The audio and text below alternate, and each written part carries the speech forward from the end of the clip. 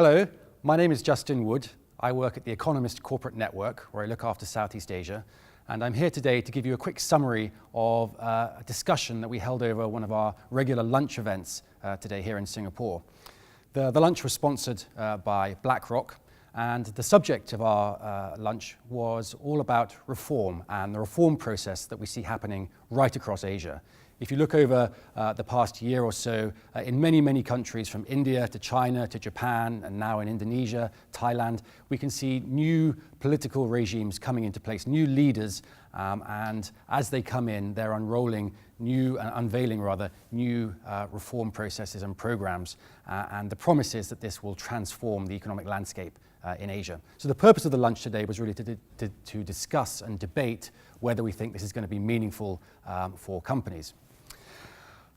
If you look at growth in Asia, clearly it's been slowing over the last few years. Before the financial crisis of 2008, Asia was powering along at very impressive rates. Then we had the crisis, and since then, with the weak global economy and Asia's export machines not doing quite so well, growth in Asia has been trending downwards. Some of the things that have been driving Asia's growth, besides the exports, have also been weakening. So if you look at debt, for example, debt has generally been rising for the last 4 or 5 years, since 2008. That debt has driven a lot of Asia's growth, but clearly that can't continue forever. Demographics has also been very supportive of Asia's growth over recent years. But again, many parts of Asia, particularly Northeast Asia, are starting to age, and their workforces will start to contract in the years ahead. So debt, demographics, a weak global environment suggests that we're on a downward trajectory for trend growth rates in Asia.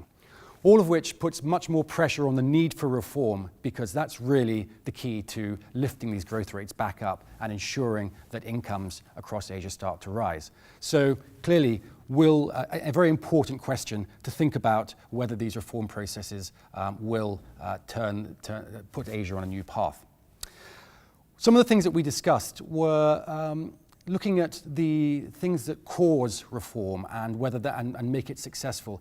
Some were arguing that it takes a crisis to force countries and leaders to change the way things are done. In order for reform to be meaningful, you need a crisis to set it in motion. And the thing that I think the consensus that came out of our discussion today was that's not necessarily true in the case of Asia.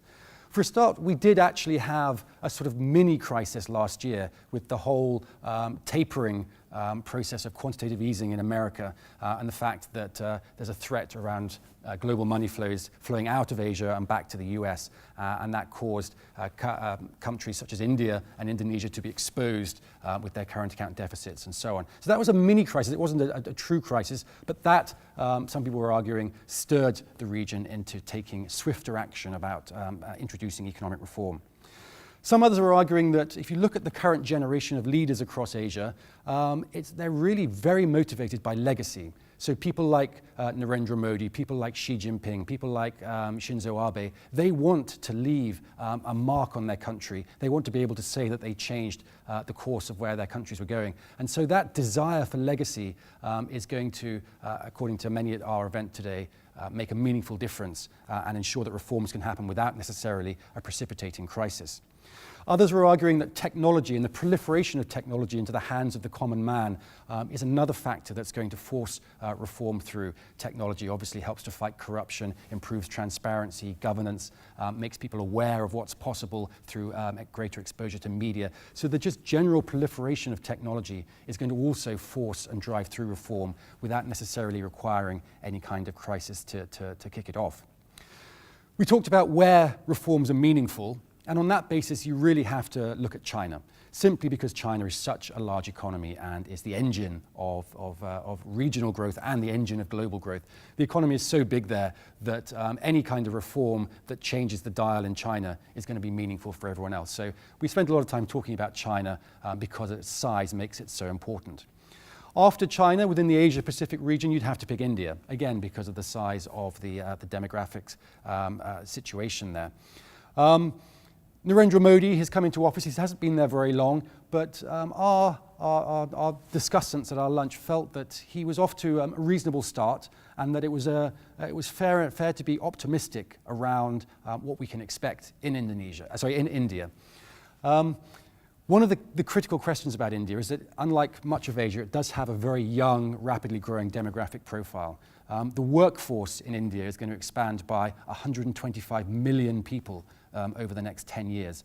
And so reforms are absolutely critical to provide the jobs for this 125 million people. If you look at India's growth recently, it's been very much a jobless growth. The economy's been growing, but it hasn't really been generating jobs. And when you've got a young, expanding workforce like this, you have to provide jobs. Otherwise, your demographic dividend becomes something of a ticking time bomb. And that was something that people were certainly expressing concern at over the lunch.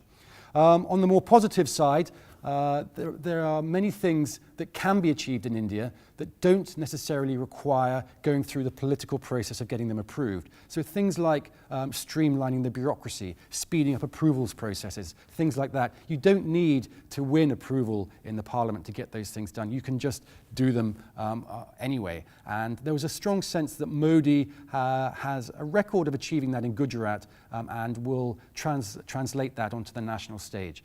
And if you look at the value of projects caught up in the pipeline in India, back in 2004, the value of those projects waiting approval was about 2% of GDP. Today, it's about 8% of GDP. So simply by streamlining and improving that approval process, you can release an enormous amount of capital and investment into India, which is what the country really needs. So China 1, India 2, don't forget Indonesia. Again, the third biggest population in the region, and lots of exciting things happening there under Jokowi, and a reasonable amount of optimism, certainly from those present at our lunch today, that Indonesia is going to achieve meaningful things under Joko Widodo's leadership. We talked about lots of other reforms that cut across all of the countries. One of the interesting ones was corruption and governance and compliance. And many of the companies that were speaking at the lunch today felt that corruption is improving and getting better right across the region. This is something that they are having to sort of feed through into their business. They are increasingly have to adopt a zero tolerance policy right across the region because these things are becoming completely unacceptable in more and more places. And so they're complying with that, and that feeds through into generating very meaningful gains for the economy and also for the ease of doing business right across the region.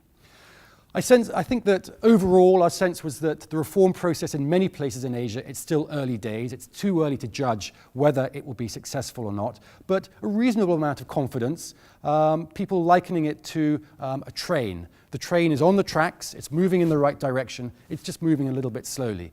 But people feel that it's going to keep moving along those tracks, it's going to keep pushing the journey forwards.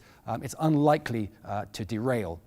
If something is to derail it, we talked about geopolitics and the fact that a lot of these reformist leaders are very heavyweight. So you look at Xi Jinping, look at Shinzo Abe, look at Narendra Modi.